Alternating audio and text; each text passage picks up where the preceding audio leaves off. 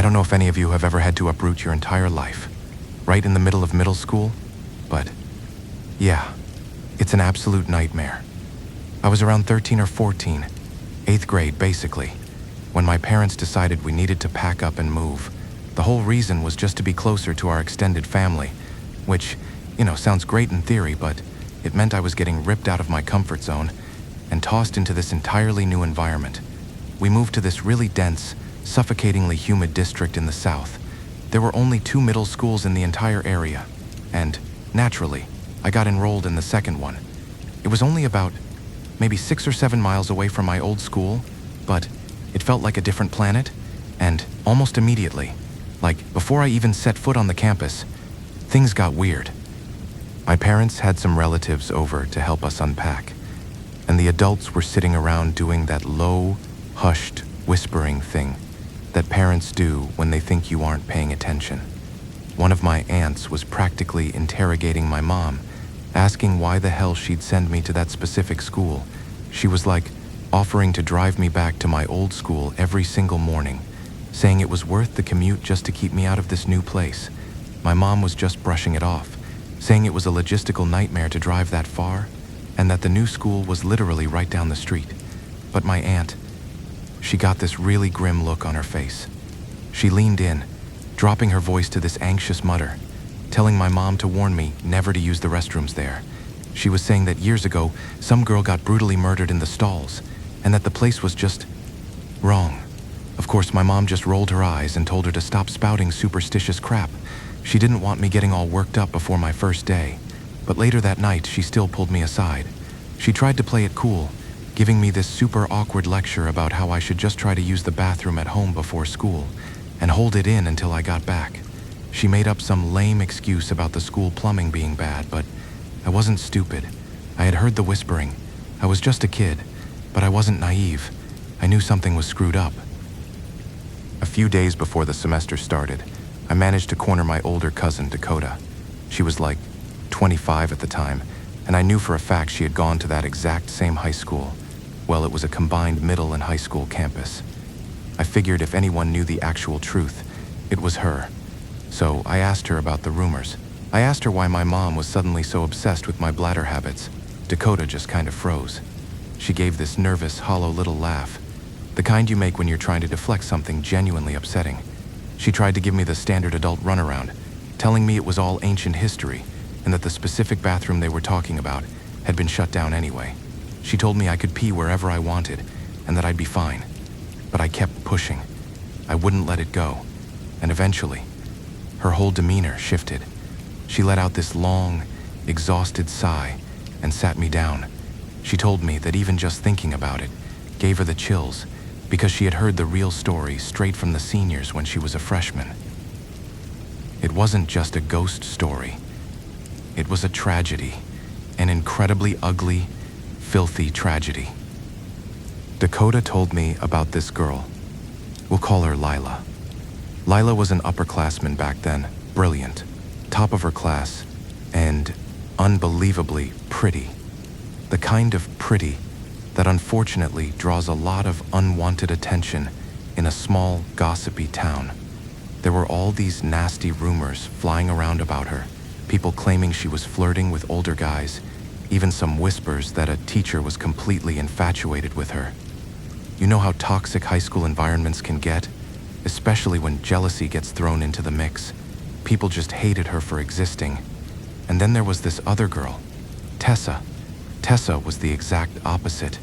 She was rough, physically intimidating, and her family was involved in some seriously sketchy stuff, like underground debt collection, mob-adjacent kind of things. Dakota told me that Tessa had developed this deep, venomous hatred for Lila. Maybe it was over a guy, maybe it was just pure envy. It didn't really matter. One day, right in the middle of a totally normal, quiet school day, maybe around 10:14 a.m. or something, the unthinkable happened. Tessa just snapped. She walked right into the principal's office, completely hysterical, her uniform completely drenched and covered in this disgusting brownish grime. She was sobbing uncontrollably, begging them to go check the girls' restroom at the end of the hall. Dakota said the faculty members who ran in there were scarred for life by what they saw. They found Lila on the floor of the last stall. Now, you have to understand the layout of these old local schools. The toilets aren't like normal Western ones. They're squat toilets. Just these porcelain troughs set straight into the floor, usually in these cramped, poorly lit stalls that permanently smell like ammonia and stagnant water. Lila was lying on her back, half inside the stall, her head draped backward right over the edge of the squat toilet. But the detail that makes my stomach tie into knots just thinking about it was her face. Her eyes were bulging out of her skull, completely bloodshot and rolled back, staring at the ceiling in pure, unadulterated terror. And her mouth was forced wide open, unhinged, and just completely stuffed with soiled, used toilet paper from the trash bins. Tessa had literally ambushed her, pinned her down on that filthy, wet tile, and shoved handfuls of used, feces-stained paper down Lila's throat until she suffocated to death. It wasn't a clean murder. It was visceral, it was degrading, and it was agonizingly slow. I could just imagine the wet, squelching sound of that paper being forced down her windpipe. The frantic kicking, the utter desperation as she drowned in pure filth. Lila was technically still warm when they found her, but she was gone. She died right there on those grimy tiles. Tessa was taken away to some juvenile detention center, and the school did what cheap, underfunded institutions do. They didn't demolish the building. They didn't even shut the bathroom down immediately.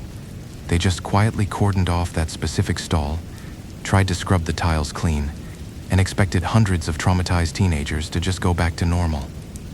But you can't just bleach away that kind of suffering. The energy of an agonizing death like that, it stains the foundation. Dakota told me that during her freshman year, which was right after it happened, the school was engulfed in absolute paranoia. The girls flat out refused to go near that end of the building, and the ones who were desperate enough to use the stalls next to the crime scene, they started experiencing things. They would be in the middle of doing their business, and suddenly, the atmosphere would just drop. The air would get freezing cold, heavy, like the atmospheric pressure in the room had just doubled. And then, from the empty stall next to them, the one Lila died in, they would hear a sudden thump. When they looked down at the gap under the partition, there would be a crumpled, wet ball of soiled toilet paper sitting right there on the tiles, tossed over from an empty room. People tried to rationalize it. They really did. You know how the human brain works when it's confronted with the impossible. It violently rejects it.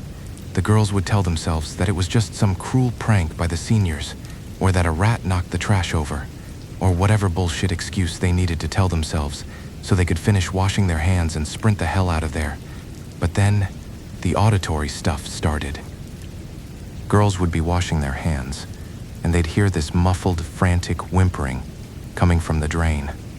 Or worse, they'd hear Lila's voice, desperate and breathless, echoing off the tile walls. "No, Tessa, please. I didn't do anything. Please." It wasn't a memory. It was an active, real-time audio playback of a murder happening over and over again in the ambient silence of the restroom. By the time the next school year rolled around, the older kids had graduated or moved on, and a fresh batch of younger students came in, kids who didn't know the lore, kids who hadn't been warned.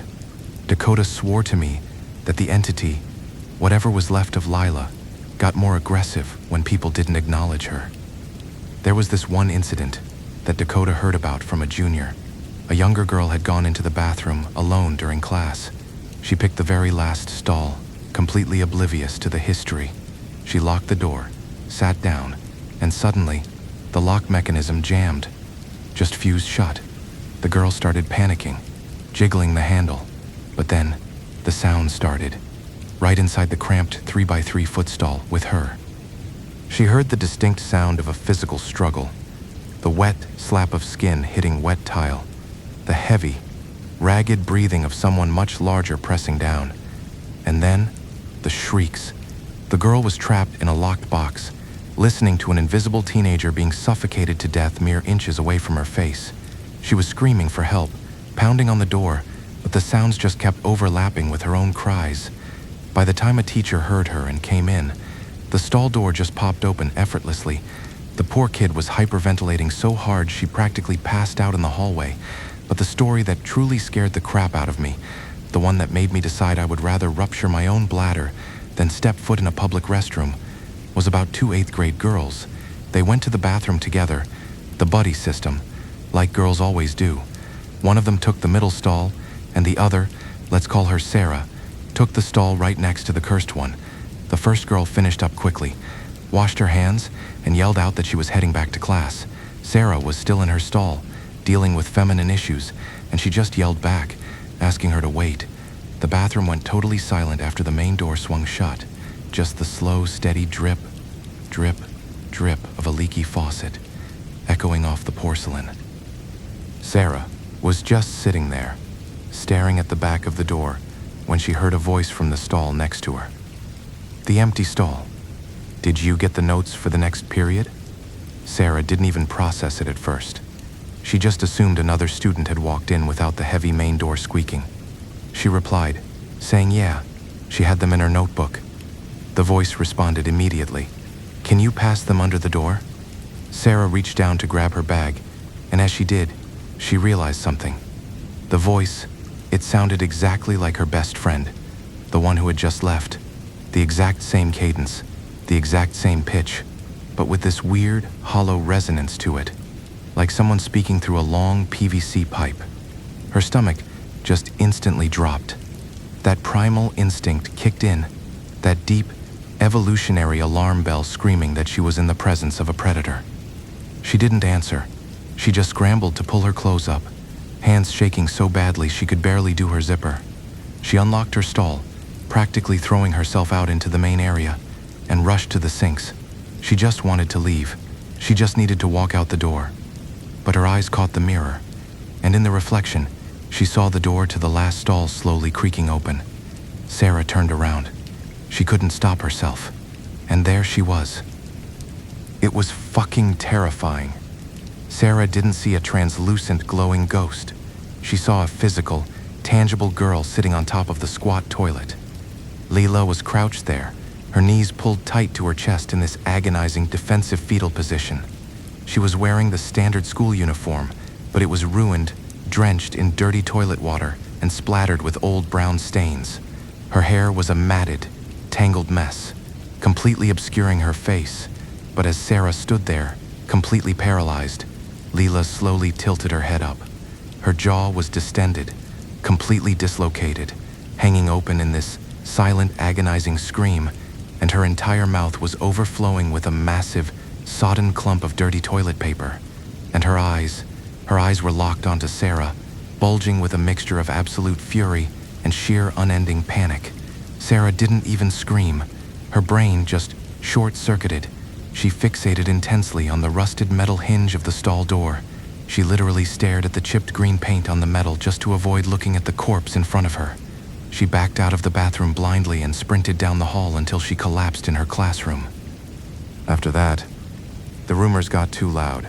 Parents started complaining. Some parents even demanded the school bring in a priest to do an exorcism.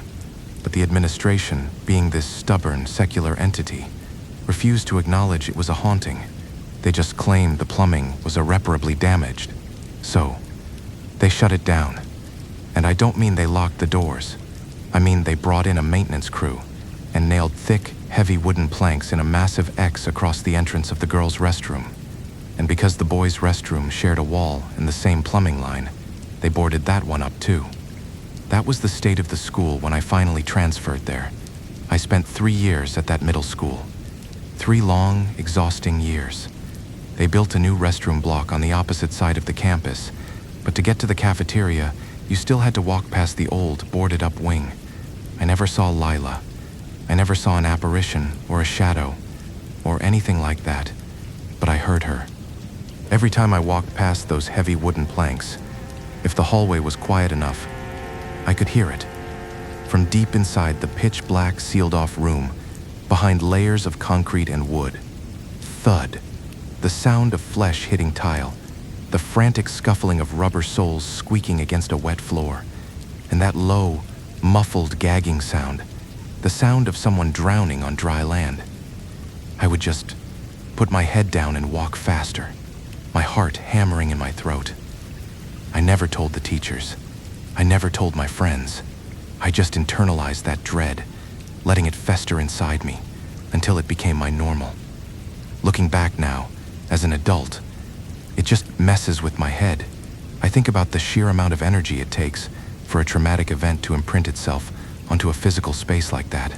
How much pain Leela must have felt in those final seconds for her soul to get trapped in an endless loop of her own murder. And the worst part? The thing that keeps me awake at 3 a.m. when the house is too quiet? I constantly think about the fact that the school didn't fix the problem. They didn't help her cross over. They just trapped her in there. They nailed a piece of wood over a gaping wound and walked away. What happens when those boards eventually rot away? What happens when some curious urban explorer breaks into that abandoned wing 20 years from now and opens that stall door? Is she still sitting there, chewing on dirty paper, waiting for someone to pull it out of her throat? I don't know. Honestly, has anyone else ever experienced something like this? Like being in a building where a room is just sealed off? And you know for an absolute fact that it's supposed to be empty, but it's not silent. If you've ever had to walk past a door that breathes, please drop a comment or something. I just need to know I'm not the only one carrying this weird, specific kind of paranoia around. Because it feels incredibly isolating. Anyway, I'm sorry for rambling on so long. It's just one of those memories that kind of claws its way up my throat when the lights go out. I really appreciate you guys sitting through this and just letting me vent. It helps, honestly. It takes a bit of the weight off. If you're using public restrooms anytime soon, just keep your headphones out. Trust your gut. If the air gets cold, just leave. Don't wait to see if the stall door opens. Just stay safe out there, okay?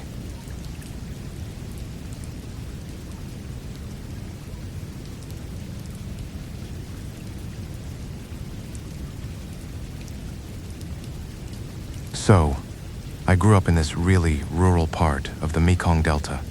Miles of rice paddies, 0 streetlights, and a whole lot of empty space. Down there, schools aren't just down the block from each other. They are incredibly spread out. Like my elementary school, middle school, and high school were all miles apart from each other. It wasn't unusual to bike 6 or 7 miles on these bumpy dirt roads just to get to class. By the time I was a junior in high school, I had pretty much attended every campus in the district. I was this really sluggish, unmotivated kid back then, and my parents were getting sick of it. They essentially forced me to sign up for a martial arts class, karate specifically. I didn't want to do it, but a few of my buddies joined, so I just went along with it so I wouldn't be the only loser sitting at home. The classes were held in the high school courtyard from 5:30 to 7 p.m. I trained there for about half a year, and everything was completely mundane. Just sweat, sore muscles, and trying not to embarrass myself. But then the high school started this massive renovation project.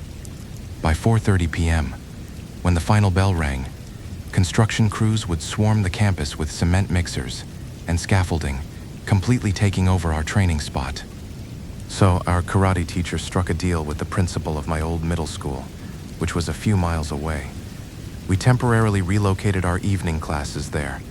I was actually pretty stoked about it, because the middle school was way closer to my house, saving me a ton of biking in the dark. For the first month, maybe 10 sessions in total, we practiced in the middle school courtyard. Now, you have to understand, I spent 4 years at this middle school. I knew every inch of it. My friends and I used to sneak in at night to steal mangoes from the trees out back, before the principal had them chopped down. It was my turf. It felt safe. I had 0 reason to feel creeped out. But then, I started noticing these weird behavioral shifts in our teacher. Usually this guy was incredibly passionate. He'd always keep us late, lecturing us about stances and discipline, completely ignoring the clock. But the moment we moved to this middle school campus, his entire demeanor flipped. Right around 6:30, maybe 6:45 at the latest, he would start looking over his shoulder. He'd rush through the final drills, clapping his hands and telling us to wrap it up, acting super antsy. He never let the class reach 7 p.m. It was always a frantic rush to dismiss us by 6:55. Once we were dismissed, we'd rip off our belts and run to our bikes. The teacher always insisted on putting away the heavy equipment, the floor mats, the kicking pads, by himself. He told us we were too messy, and he wanted it organized, which sounded plausible at the time. But one evening my bike chain got jammed, so I was stuck in the parking area trying to fix it. I happened to look up and saw my teacher heading toward the equipment room. It was this old, detached storage room the school let him use. He looked ridiculous. He had these heavy mats shoved under his armpits and was speed walking, almost jogging, like he was terrified of being caught by someone. He fumbled with the keys, shoved the door open, practically threw the equipment into the pitch-black room, and slammed the door shut. Then, he did this thing that made my stomach drop. He put his hands together and bowed 3 times toward the closed door, like he was praying to a shrine. I just stood there with grease on my hands, completely bewildered. This was a tough, no-nonsense martial arts instructor, and he looked like a terrified child. I rationalized it, of course. I told myself maybe he was just superstitious about old buildings. You know how it is. Your brain will do anything to keep the bubble of normalcy intact. A few sessions later, the auditory stuff started. We were in the middle of a form, punching the air and yelling in unison. The campus was completely deserted except for us, 20 kids, the teacher, and an old security guard dozing in his booth up front. Right in the middle of our drill, there was this deafening bang. It sounded exactly like a heavy wooden classroom door being slammed shut with absolute maximum force. It echoed across the concrete courtyard so violently that all of us jumped. We stopped mid-punch. I looked at the teacher, and his face was completely drained of color. He looked sick, but he just waved his hands, forcing a laugh, and told us it was nothing and to keep practicing. We tried to focus, but a few minutes later, crash! It sounded like someone had picked up one of those heavy wooden and iron school chairs and hurled it against a concrete wall. Just a sickening, violent thud. I actually stopped and asked the teacher if there was a bar fight going on at the pub down the street. I really wanted to believe it was just drunks, but the teacher snapped at me, telling me to mind my own business and keep punching. Over the next few weeks, it became a regular occurrence. 2 or 3 times a night, we'd hear heavy furniture scraping, doors rattling, and walls being hit. And my friends and I realized the sounds weren't coming from the street. They were coming from the equipment storage room, which was about 30 yards away from where we trained. Then came the belt testing week. Testing took a lot more gear, so the teacher had to bring extra mats and protective helmets. On the first night of testing, we finished up early, and the teacher actually asked this kid, let's call him Caleb, to help him carry the extra bags to the equipment room. The rest of us went to get our bikes. I was standing near the gate when I saw the teacher and Caleb walking toward the storage room, each lugging a massive duffel bag. They got to the door. The teacher started messing with the padlock. Suddenly, Caleb dropped his bag. Even from 40 yards away, I could see his entire body go rigid. Without a word, Caleb spun around and sprinted, and I don't mean he jogged away. I mean he ran like he was being hunted. He didn't even grab his bike. He sprinted full speed past me, his face a pale, twisted mask of absolute terror, and disappeared down the dirt road toward his house. The teacher didn't chase him. He just stood there, looking defeated. He eventually walked over to the security guard, and the 2 grown men, one a tough athlete and the other a grizzled old man, had to buddy system their way back to the storage room just to throw the bags in. They did it in like 5 seconds flat, locked it, and practically speed walked away, sticking close together. I brushed it off. I figured Caleb was just being a weirdo. But Caleb didn't show up for the next session, or the one after that. On the final night of testing, classes ran late. It was past 7:15 p.m. when we finally finished. The teacher was visibly sweating, and he looked around frantically before pointing right at me. He told me to be a man and help him carry the gear to the storage room. My chest tightened. Every instinct told me to say no, but he was my teacher, and I wanted a good grade on my belt test. So, I grabbed the heaviest bag, and we started walking. He was walking a few paces ahead of me. As we got closer to the dark corridor where the storage room was, I realized he was whispering. I leaned in a bit, and I realized he was frantically mumbling some old Buddhist protection chant under his breath, over and over, like he was desperately begging whatever was in that room to spare us. My throat went completely dry. We got to the door. He unlocked it, shoved it open, and chucked his bag into the black void. He stepped back and told me to throw mine in and shut the door quickly, but my bag was awkwardly shaped and heavy. Instead of just throwing it, I stepped 1 foot inside the threshold of the dark room to push it securely against the wall so the door would close properly. I was bent over, shoving the canvas bag into the dark, and that's when I heard the voice. It was right in front of my face, inside the pitch-black room. A harsh, authoritative male voice. "What class are you in? Why do you look so unfamiliar? Who let you in here? Go back to your classroom immediately." My heart stopped. I honestly thought it was a joke. I thought my karate teacher was messing with me, but he was standing outside the door, behind me. I slowly tilted my head up into the darkness of the room.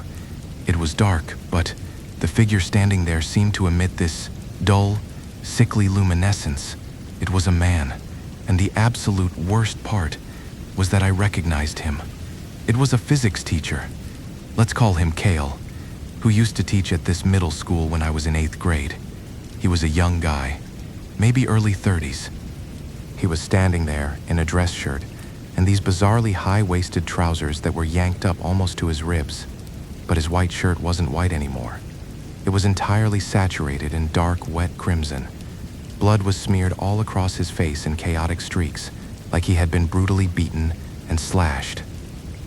He stood perfectly rigid, his arms pinned to his sides, his eyes bulging out of his skull, staring right through me.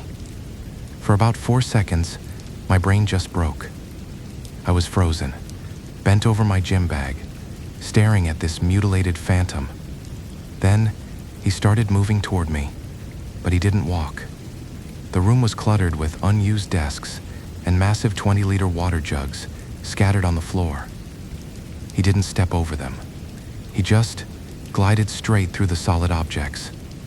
He clipped right through a desk as he moved closer, his mouth moving, repeating those same aggressive questions over and over.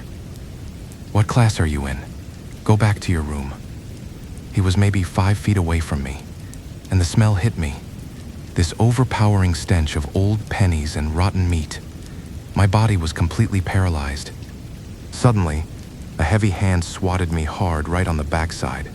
It was my karate teacher. He smacked me, his voice shaking as he yelled at me to hurry up and shut the damn door. The physical shock of the hit broke my paralysis. I yanked myself backward out of the room. As I fell back, I saw Mr. Kale stop. He looked at me, and then he slowly drifted backward, receding into the oppressive blackness of the storage room until he just melted away into nothing. I grabbed the door handle and slammed it shut with all my body weight. I didn't say a word. I just bolted. I left my teacher standing there, jumped on my bike, and pedaled so hard I thought my lungs would burst. I got incredibly sick for a few days after that. High fevers, chills, the whole 9 yards. I kept having these suffocating night terrors where I was trapped in that room, and Kale kept gliding toward me, over and over again. When I finally broke down and told my parents what happened, my dad just sighed. He told me he thought I knew. Apparently, after I graduated to high school, Mr. Kale, who was a notoriously strict teacher, had expelled a horribly troubled 8th grader. A few weeks after being kicked out, that kid snuck back onto campus right as school was letting out. He ambushed Mr. Kale right in front of that equipment room. He pulled out a kitchen knife and stabbed his teacher dozens of times. Nobody could stop him in time. Kale bled to death right on the threshold of that storage door. He died a violent, angry death, betrayed by a student, and his spirit was just stuck there, forever patrolling the halls, trying to maintain order. When Caleb finally came back to classes weeks later, he confessed that he had heard the exact same voice. The worst part? Caleb actually used to hang out with the kid who committed the murder. When Caleb stood at the door, the ghost had called out his name, telling him not to be a delinquent, and warning him not to end up like his killer friend. The craziest piece of the puzzle? I found out later that our karate teacher actually knew the whole time. It was an open secret among all the local martial arts instructors in the district. They all knew that if you taught at that middle school, you had to clear out before 7 p.m., because after 7, Cale's spirit took over the grounds to enforce his own twisted, bloody curfew. That's why our teacher was always having a near panic attack trying to pack up and get us out of there by 6:55. It completely shattered my reality. I still can't open a door into an unlit room without my body rigidly locking up at the threshold. I literally have to stand there, hold my breath, and stare into the pitch black, just absolutely terrified that I'm gonna see a blood-soaked shirt gliding out of the shadows to ask me why I'm there.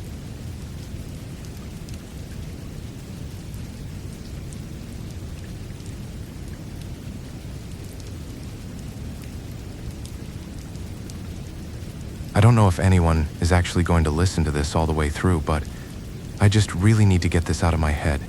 It's been bothering me for a long time. This happened way back in 2009, so what, like 16 or 17 years ago now? I was just a kid. Middle school? 8th grade? Wait, no, 9th grade. Yeah, it was my final year of middle school. We lived down in this rural area, and my school was situated right on the edge of the main provincial road. It was this dusty 2-lane stretch that felt more like a death trap crawling with cargo trucks and reckless drivers than an actual road. I need to explain how things were back then just so this makes sense. Every morning, like clockwork, my dad would drive me to school on the back of his old rattling motorbike. The air always smelled like this nauseating mix of damp earth, morning dew, and heavy diesel exhaust. It was a loud, chaotic commute. But this one morning, it was different. We were maybe a few hundred yards away from the school gates when traffic just ground to an absolute halt. You know that heavy, thick feeling in the air when a crowd gathers? It was like that. There were people everywhere, swarming around the front of this massive idling cargo truck. And the smell. I'll never forget the smell. Before I even saw anything, this hot, sweet metallic stench of copper just forced its way into my nose, and it made my stomach churn because even as a kid, your brain just instantly registers that smell as blood. A lot of it. My dad, bless him, he panicked. He knew immediately what had happened, and he just threw one hand back to cover my eyes while trying to steer the bike with the other, just aggressively muttering for me to keep my eyes shut and not look down. So I didn't. I kept my eyes squeezed shut. But you can't close your ears, you know? As we slowly navigated through the edge of the crowd, I could hear the local moms and the street vendors just wailing. They were screaming about some guy, crying out to the heavens about how his poor wife and little kid were waiting at home, how his body was just completely crushed flat by the tires. It was awful. Just listening to them detail the gore made me feel sick to my stomach, but from the context of their crying, I figured out pretty quickly that the victim was an adult, a family man, which gave me this twisted, selfish wave of relief, because it meant it wasn't one of my classmates. Dad dropped me off at the school gate, looking totally pale, and just told me to go straight to class. I walked into the schoolyard, and the contrast was just jarring. Outside the gates, there was a literal mangled corpse on the asphalt, but inside, the sun was shining, kids were laughing, kicking a shuttlecock around, totally oblivious. I got there pretty early, so there was still a lot of time before the first bell. I was just wandering around the yard, trying to shake off the smell of the copper, when I noticed this kid from my grade.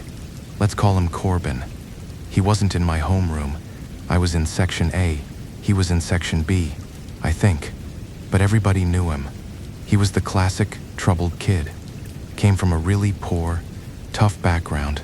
Parents were never around. And he was always starting fights, getting called into the principal's office, or sneaking out to the filthy back bathrooms to smoke cheap cigarettes with his buddies. He was just that guy. But that morning, Corbin was acting incredibly strange. He wasn't with his usual crew. He was just sitting by himself on this concrete bench near the flower beds, and he looked entirely unhinged. I mean, he was pacing, then sitting, then pacing again. He was sweating bullets, even though it wasn't that hot yet. His eyes were darting everywhere, looking over his shoulder, staring at the shadows, just radiating this intense, paranoid energy. I remember staring at him, and my brain immediately started trying to rationalize it, I was just telling myself, oh, he probably stole a test answer sheet or something. No, wait, we didn't even have midterms that week. Okay, then he probably snuck a pack of smokes in and was terrified the hall monitors were going to bust him. Yeah, that had to be it. I completely dismissed the weird, icy feeling in my gut and just walked away when the bell rang. The first 3 periods dragged on forever. It was probably an hour and a half, maybe 2 hours, of just agonizingly boring lectures. The heat of the day started baking the classroom walls, and the incident from the morning was pushed to the back of my mind. Then came the mid-morning recess. The bell rang, and hundreds of us just poured out into the courtyard. It was loud, chaotic, totally normal. We were out there for maybe 5, maybe 7 minutes max, and then someone shrieked. It wasn't a playful scream. It was this shrill, guttural noise that instantly made the entire courtyard go dead silent. Some kid was pointing up at the main building, screaming that Corbin had completely lost his mind and climbed the roof. I looked up, and my heart just dropped into my shoes. Our main building was 3 stories high, topped with these steep, slippery red clay tiles that practically burned in the sun. And right there, at the very peak of the roof, was Corbin. He was clinging to the rusted metal lightning rod with one arm, just dangling dangerously close to the edge. But that wasn't the screwed up part. The screwed up part was what he was doing with his free hand. He wasn't shouting. He wasn't threatening to jump. He was just beating himself. He had his hand pulled back, and he was ruthlessly, violently smashing his own palm into his face. I couldn't hear what he was muttering because he was too high up, but the sound of his hand hitting flesh, it echoed down into the courtyard. It was this sickening, rhythmic smack, smack, smack, just echoing over and over. It didn't even look like his own arm was doing it. It looked like someone else was operating his limb, forcing him to punish himself. The whole yard was in a frenzy. Some idiot kids were cheering him on, calling him a boss for defying the teachers, while the rest of us were just standing there paralyzed, thinking we were about to watch a kid fall 3 stories and break his neck on the concrete. The teachers were panicking, running around like headless chickens, until our gym teacher, let's call him Coach Tucker, pushed through the crowd. Coach Tucker was this massive, heavily built guy, completely athletic. He didn't hesitate. He found the maintenance trellis and started climbing up the side of the building. But watching Coach Tucker climb is what broke my brain, because it took him a long time. It took this fit, muscular adult man a solid 5 to 7 minutes of careful, agonizing maneuvering to reach the edge of the roof. And as I watched him struggle, a realization hit me that made me feel physically sick. Recess had only started a few minutes ago. Corbin had been sitting in the classroom right up until the bell rang. How the hell did a scrawny 14-year-old kid scale a 3-story building, navigate a slippery slanted tile roof, and reach the absolute highest peak in under 3 minutes? It was physically impossible. It defied every law of physics. When Coach Tucker finally hauled himself onto the roof, we all expected him to just tackle Corbin and drag him down. But he didn't. Instead, Coach Tucker carefully shimmied over, grabbed Corbin by the wrist to stop him from hitting himself, and then he just sat down. He sat cross-legged on the slanted tiles, right next to the kid, clinging to the lightning rod, and he just started talking to him. They sat up there for what felt like an eternity. Just 2 figures silhouetted against the blinding morning sun, having a conversation on the edge of a sheer drop. The recess bell rang, and the principal rushed out, shouting at us to get back inside, herding us into our classroom so we wouldn't witness whatever was about to happen. I got back to my desk, sitting right by the window, and I couldn't focus on anything. I just kept glancing up at the roof. 10 minutes passed, then 20, They were up there for almost half an hour. Finally, I saw movement. 2 other maintenance guys had gotten up there with a ladder, and they were lowering Corbin down. But he wasn't walking. He was completely limp. Coach Tucker basically had to sling the kid over his shoulder, supporting his dead weight while the others guided his legs. Corbin had passed out cold. They rushed him to the nurse's office, and a while later, I saw his estranged parents arrive at the gate to haul him home. That was it. The school went on lockdown about the rumors. Nobody knew what was set up there. For days, Corbin didn't show up to school. When he finally came back, they marched him straight into the principal's office. It was like a tribunal. The principal, the disciplinary committee, the homeroom teachers, they all surrounded him, interrogating him. But Corbin didn't say a single word to us. When he got back to class, kids were hounding him, asking why he climbed the roof, asking if he was trying to end it all. He just kept his mouth shut, staring at his desk with these dead, hollow eyes. He knew if he told the truth, they would expel him permanently. But you can't keep a secret in a small town. Teachers are just regular people once they clock out, you know? They go to the local food stalls, they drink beer, they gossip.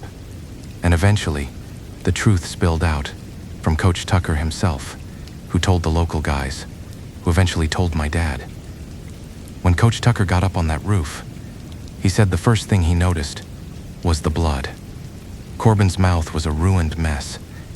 The kid had been slapping himself with such horrific, inhuman force that he had literally knocked 3 of his own front teeth completely out of his gums. Coach Tucker had grabbed the kid's arm and yelled at him to stop, threatening him with expulsion. He thought it was just Corbin being a rebellious punk. But then he looked into Corbin's eyes. Coach Tucker said the eyes looking back at him, they weren't the eyes of a 14-year-old boy. They were old, tired, and full of absolute rage. And then Corbin stopped struggling, tilted his bloody chin up, and spoke. But the voice that came out of his throat wasn't his. "It's his fault," the voice snarled, pointing a shaking, bloody finger at Corbin's own chest. "It's this little bastard's fault. He took my phone. Nobody could call anyone. He made me lie there on the burning asphalt, baking in the sun. For 3 whole hours, he just left me there like a crushed dog. Because of him, my wife didn't know. He took my phone." Coach Tucker was frozen. He asked the kid who he was talking about. Corbin's face twisted into this grotesque sneer. "It's me, Tucker. You don't recognize me? It's Seth. The truck got me this morning. I'm dead, Tucker. And this little thief stole my phone so I couldn't even get a proper covering. He shoved it in his pocket." Coach Tucker said he felt his heart completely stop, because Coach Tucker hadn't seen the accident that morning. He had come to school through a different route, but he knew a guy named Seth. In fact, he had been drinking beers with a 27-year-old guy named Seth just the night before. Terrified, Coach Tucker patted down Corbin's uniform pants, and right there, deep in the kid's pocket, his fingers brushed against cold, cracked plastic. He pulled it out. It was an old, cheap flip phone. The screen was shattered. The casing was scuffed from being dragged on the pavement, and it was completely coated in dried, sticky blood. The story finally came together. Corbin hadn't just been acting weird that morning because he walked to school alone. He was one of the very first people to witness the accident. He was standing maybe 30 feet away when the cargo truck obliterated Seth. And when the chaos started, before the crowd could fully form, Corbin saw Seth's cheap little phone skitter across the pavement, coming to a stop near a pool of blood. Corbin was just a dumb broke kid. He didn't even want the phone to use it. He just figured he could wipe the blood off and sell it to a repair shop for maybe 10 or 15 bucks. Just enough cash to buy some arcade tokens and a pack of cigarettes. So, in a moment of pure selfish greed, he swiped the dead man's phone, shoved it in his pocket, and ran to school to hide. Because of that, because Seth had left home without his wallet that morning to grab breakfast, he had no ID on him. When the slow rural ambulance and police finally arrived, they couldn't identify the body. They couldn't call his pregnant wife. Seth's mangled corpse was left lying on the sweltering highway for 3 hours while the cops tried to figure out who he was. And Seth's spirit, his spirit followed the phone. He followed the greedy little kid who stripped away his dignity just to play some video games, and he decided to make him suffer. Coach Tucker spent 20 minutes sitting on that roof, pleading with the ghost of his drinking buddy. He had to beg Seth to let the boy go, explaining that Corbin was just a stupid, impoverished kid who made a terrible mistake. It took almost half an hour of negotiating with a dead man before Seth finally let out a heavy sigh. Corbin's eyes rolled into the back of his head, and the kid just collapsed, completely empty. The school hushed it up. They let Corbin stay, under the strict condition that he never utter a word about what he stole. Man, thinking back on it now, it just completely messes with my head. I can't stop thinking about what would have happened if my dad hadn't driven me that morning. What if I had been walking to school? What if I had seen that phone on the ground, shining in the sun, and my stupid kid brain decided to pick it up just to see if it worked? Would I have been the one on that roof, shattering my own teeth? Have any of you guys ever seen anything like this? Has anyone ever witnessed a possession that was triggered by stealing from an accident? I just need someone to tell me I'm not crazy for being so terrified of the dead. Anyway, if you actually listen to this whole mess, thank you. Seriously. Please, if you're ever walking by a tragedy, just keep your hands to yourself and keep walking.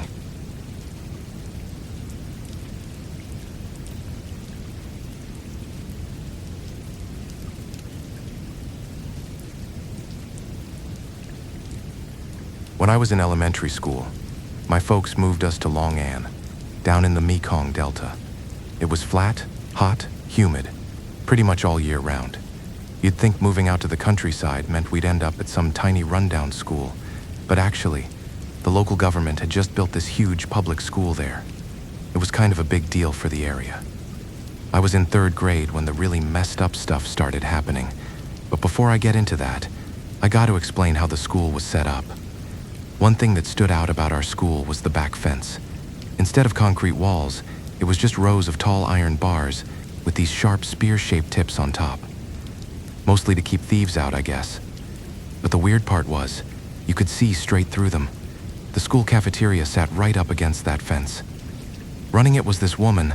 I don't even want to use her real name, so I'll just call her the cafeteria lady. She was a real piece of work. Always walking around with these heavy gold bracelets clinking together every time she moved, just making sure everybody knew she had money. And since she was basically the only person selling snacks at school, every kid ended up buying from her. See, recess was only about 15 minutes long. Imagine the bell ringing, and 300 kids storming this one little counter all at once, screaming for sodas, shaved ice, and snacks. It was pure chaos, like a zombie horde. If you weren't in the front row, you were screwed. You'd spend your whole 15 minutes getting crushed, and then the drum would sound. We didn't have an electronic bell, just this guy beating a massive leather drum, and you'd have to go back to class empty-handed. Now, right on the other side of that iron fence, there was a canal. I never measured it, but I'd guess it was maybe 10 feet across, and it stretched for miles, connecting one river to another. The water was always that opaque, murky brown.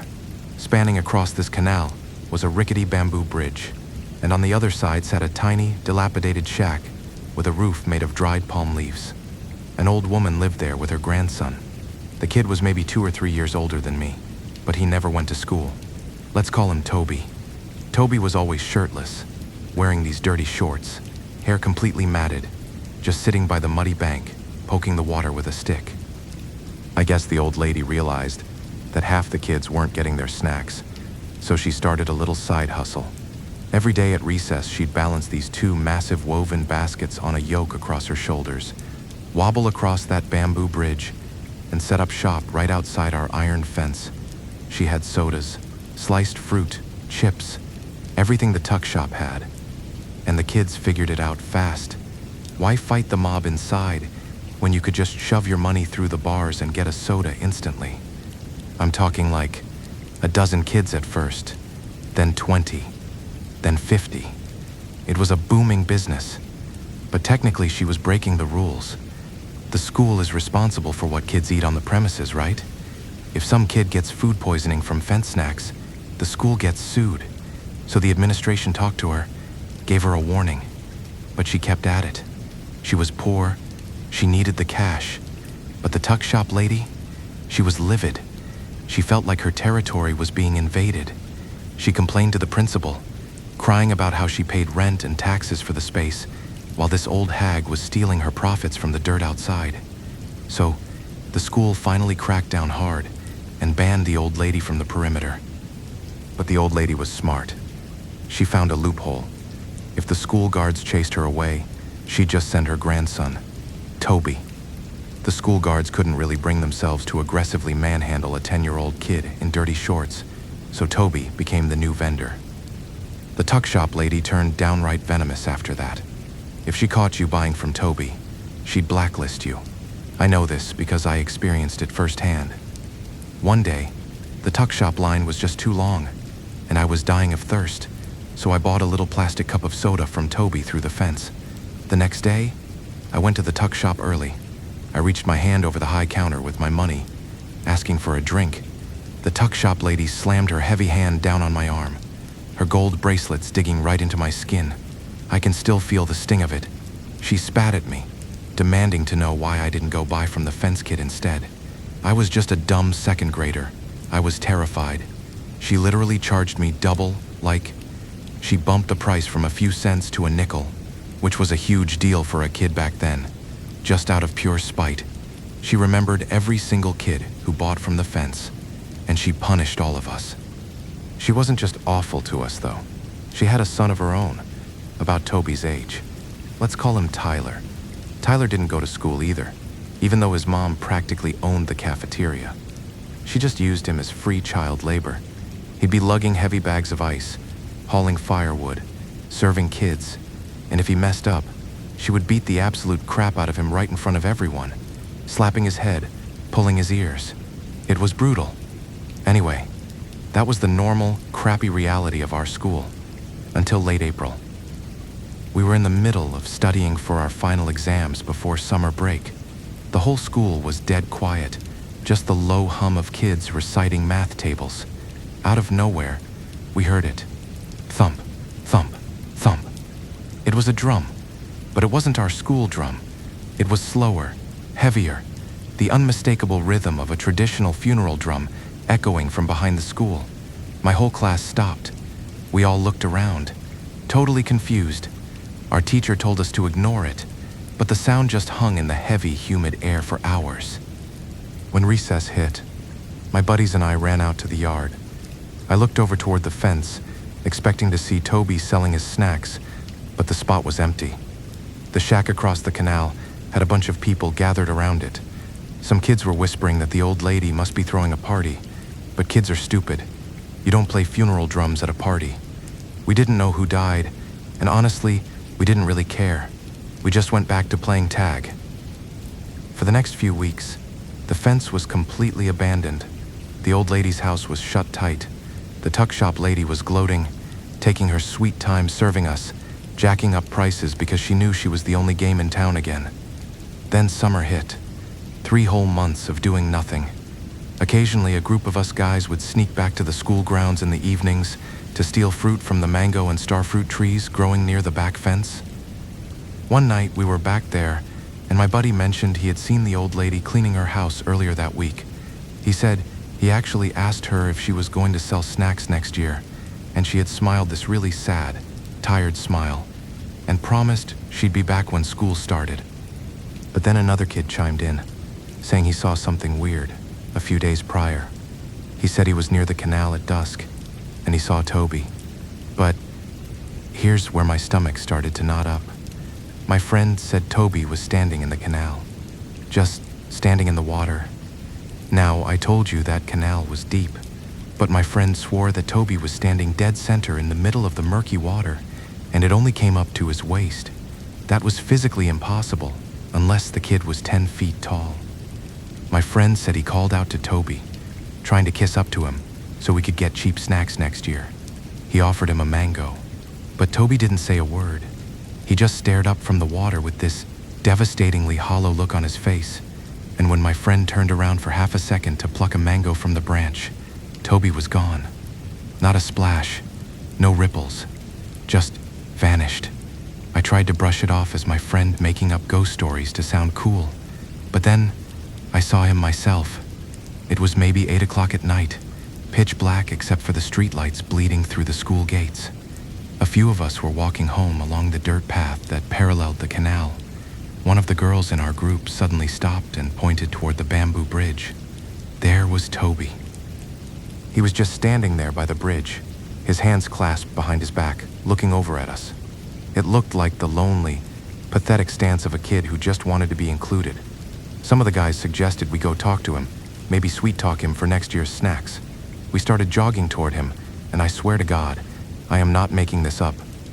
As we got closer, Toby started moving backward, but he wasn't taking steps. His legs were perfectly straight, completely still. He was just gliding, receding backward into the oppressive darkness of the trees. We stopped dead in our tracks. My friend mumbled something about how Toby's feet didn't seem to be touching the dirt, and how he didn't cast a shadow. My heart was hammering in my throat. My brain scrambled to rationalize it. I told myself it was just a trick of the light, that the shadows were messing with our depth perception, that it was totally normal. I desperately needed it to be normal. We nervously laughed it off and sprinted the rest of the way home, pretending everything was fine. It wasn't fine. When the new school year started in September, the old lady didn't set up her baskets. Sometimes we'd see her sweeping her porch across the canal, looking like she had aged 20 years, but she never came to the fence. The cafeteria, on the other hand, was open. But Tyler was broken. He wasn't hauling ice or serving sodas. He was just sitting on this folding canvas chair in the corner of the cafeteria, staring into space with this slack-jawed, vacant grin. When kids tried to hand him money, he just stared at them. Then he started wandering. During class, he would aimlessly shuffle around the empty schoolyard. A few times, I was sitting in class, and Tyler's head would just slowly pop up in the window frame, staring blankly at us. The teacher would yell at him, but he wouldn't flinch. Eventually, the tuck shop lady would come running out, grab him by the ear, and literally drag him away, slapping his face and screaming at him in front of everyone. But Tyler didn't cry. He didn't even react. He just absorbed the blows like a hollow mannequin. The pressure cooker finally blew about 2 months into the semester. It was mid-morning. We were in the middle of a math lesson when this blood-curdling shriek ripped through the school. "You ungrateful little shit. Are you trying to kill me?" Every single student, teacher, and administrator ran to the windows or out to the hallways. Down in the courtyard, the tuck shop lady was sprinting for her life, and right behind her, chasing her down, was Tyler. But he was holding a massive, heavy, rust-stained meat cleaver, the kind they used to chop pork bones in the kitchen. He was swinging it wildly, but the most fucking terrifying part was his voice. It didn't sound like him. It was this deep, guttural, waterlogged roar. "Why didn't you save me? You let me die. Give me back my life. Give me back my life." He was hunting his own mother. She was crying, screaming curses at him, stumbling over her own feet, while he relentlessly pursued her. He was a big kid, and with that cleaver, he could have easily hacked her to pieces. The male teachers and the security guards finally managed to tackle him to the dirt, pinning his arms until he dropped the knife. The second the cleaver hit the concrete, Tyler's body just went completely limp. The rage evaporated, and he started sobbing, apologizing profusely, having no idea why he was on the ground. And his mother? The second he snapped out of it, she lunged at him, kicking him and beating him mercilessly while the teachers tried to pull her off. We were all horrified. The administration begged her to get him psychological help, to put him in school, but she refused. But things kept escalating. Tyler started slipping away more frequently. A few times during recess, we couldn't find him in the cafeteria.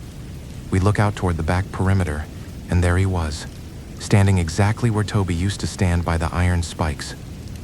Tyler would be waving his hands frantically at us, yelling, come by, I have snacks." We'd cautiously walk up to him, asking what he was selling since his hands were empty.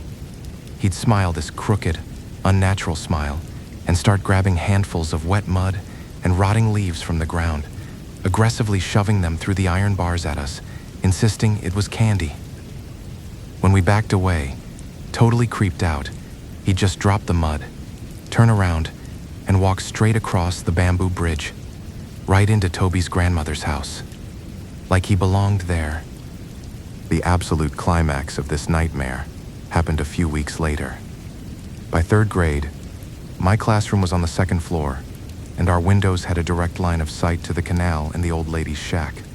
I was sitting in the back row during a morals and ethics class. I noticed the kid sitting a few desks ahead of me, let's call him Sean, was completely frozen, his neck craned awkwardly to the left, staring out the window. He wasn't blinking.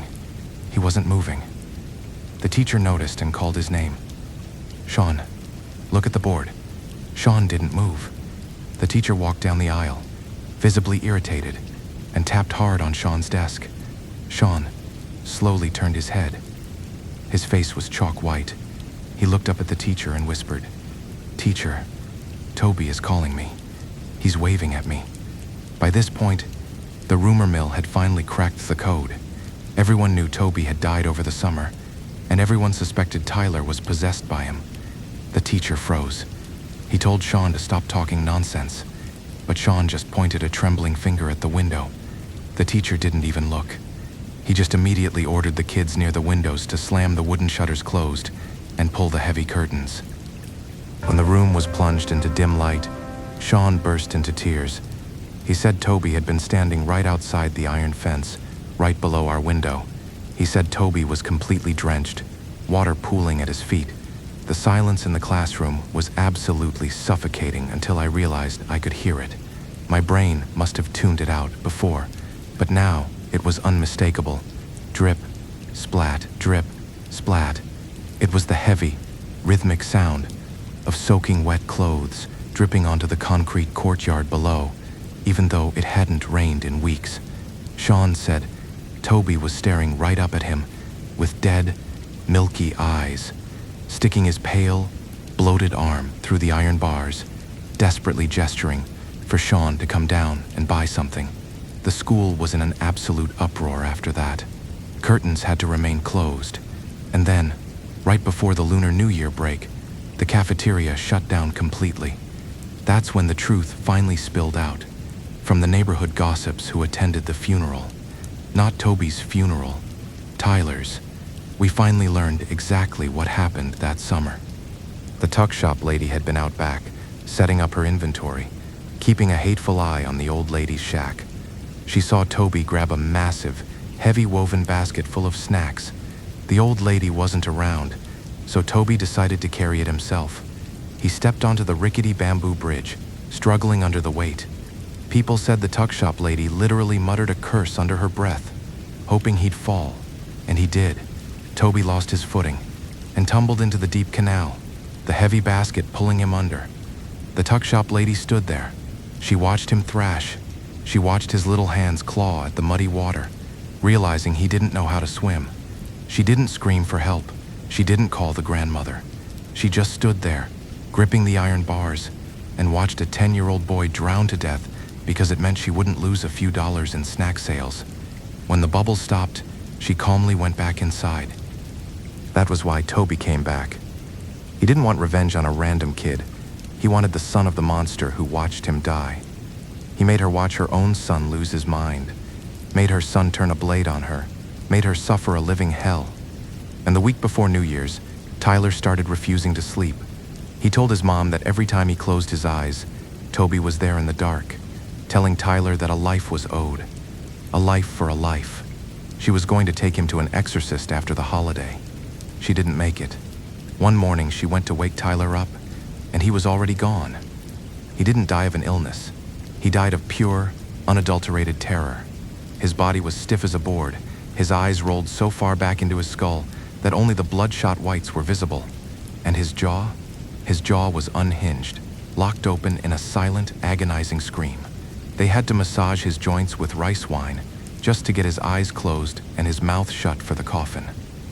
After Tyler died, the school revoked the tuck shop lady's lease.